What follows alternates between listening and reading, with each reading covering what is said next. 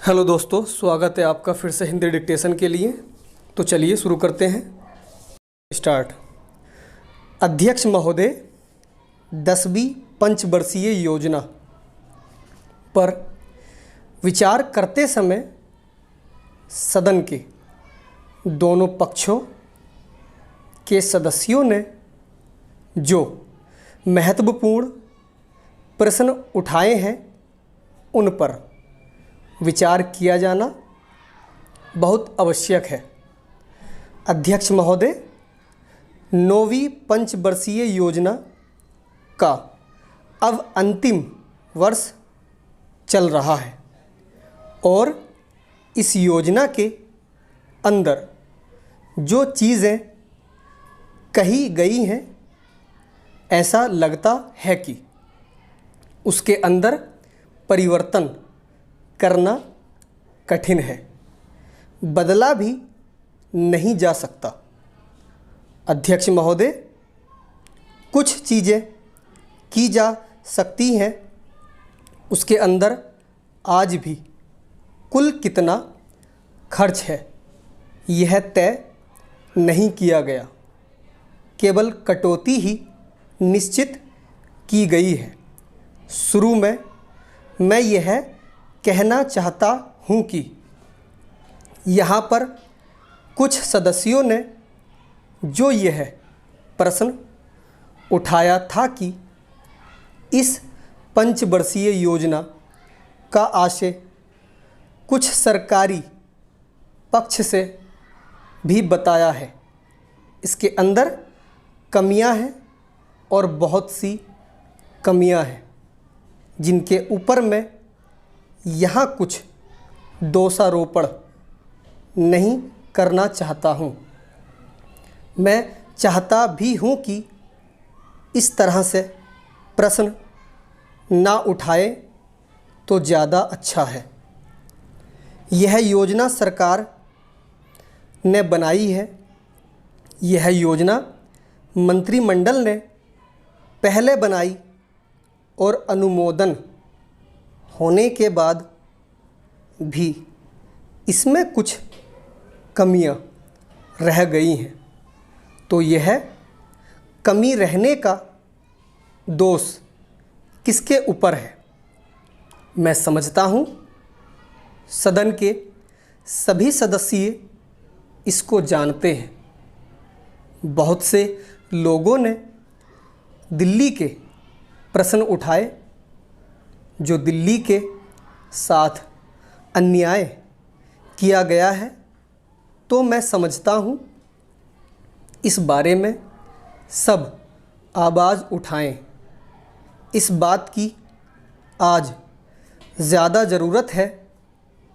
मैं यह कहना चाहता हूँ भारत सरकार से, या जिन्होंने ये सरकारी योजनाएं बनाई, उन्होंने वास्तव में यहाँ के साथ बड़ा बुरा किया, यहाँ के साथ अन्याय किया, क्योंकि उन्होंने इस पंचवर्षीय योजना को बनाते समय ध्यान नहीं दिया कि क्या योजना बना रहे हैं, गलत बना रहे हैं या सही बना रहे हैं, इनसे क्या लाभ हानि होगा। इन सब बातों पर उन्होंने विचार नहीं किया। तो मैं समझता हूँ ऐसी परिस्थितियों के अंदर यह बात ठीक नहीं है। ऐसी दशा में यहाँ पर 5 वर्षों में आने वाली योजनाएं बेकार बनकर रह जाएंगी। जो कटौती निश्चित की गई है उसको समाप्त करना चाहिए, ताकि दिल्ली को हम अंतर्राष्ट्रीय स्तर का एक आदर्श नगर बना सकें। यह बहुत ही आवश्यक है यदि हम इस स्थान की उन्नति चाहते हैं। इसलिए अब मैं अपना कथन इन शब्दों के साथ ही समाप्त करता हूँ। अध्यक्ष महोदय, आपने मुझे 10वीं पंचवर्षीय योजना पर बोलने का अवसर दिया। इसके लिए मैं आपका आभारी हूँ। आपने मुझे कम समय दिया, इसके लिए भी आभारी हूँ। अभी मेरे से पूर्व कुछ सदस्यों ने हम पर यह आरोप भी लगाया कि हम योजना में विश्वास नहीं रखते। उन्होंने तो यह भी कहा कि हमारे चुनाव घोषणा पत्र में भी उनको इस बारे में कुछ नज़र नहीं आया। मैं इस बारे में यह निवेदन करना चाहता हूं कि उन्होंने कोई दूसरा घोषणा पत्र देखा, गलत घोषणा पत्र पढ़ा और उसी को हमारा घोषणा पत्र समझ बैठे। लेकिन मैं यह कहना चाहता हूं कि हमारा घोषणा पत्र इस समय मेरे पास है। इस घोषणा पत्र में हमारी घोषणा में योजना के बारे में स्पष्ट रूप से कहा गया है कि हम योजना पर विश्वास रखते हैं, लेकिन ऐसी योजना पर विश्वास नहीं रखते जो जनता के दुखों को दूर नहीं कर सकती, जो जनता के कष्ट दूर नहीं कर सकती। आज तक जितनी भी योजनाएं बनाई गई हैं, जिन्हें हम पहली पंचवर्षीय योजना, दूसरी पंचवर्षीय योजना और 10वीं पंचवर्षीय योजना आदि कहते हैं, और उन योजनाओं में हमने जो कुछ निर्धारित किया, उनसे हम जनता के दुखों को दूर नहीं कर सके और जनता के कष्ट दूर नहीं हुए। इन योजनाओं के परिणाम भी हमारे सामने हैं।